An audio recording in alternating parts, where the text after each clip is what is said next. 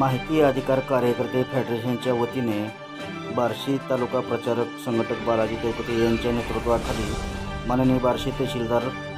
साहेब यांना संपूर्ण आरोग्य शिबिर कॅम्प बातंब्रे येथे भरवावा व रुग्णांना 100% मोफत उपचार मिळावा यासाठी निवेदन देण्यात आले। यावेळी सहकारी टीम प्रमिला जोंबाडे, महादेव माने, अक्षय मोहिते, श्याम डिसले, प्रवीण खुने, विकास कल्याण खुने, बालाजी भिवा पवार, रत्नदीप बातंब्रेकर, गुलाब बागवान, आकाश चौहान, आनंद खुने, मनोज जोंबाडे, लखन बालाजी जाधव, प्रकाश मोहिते व आदी मान्यवर उपस्थित होते।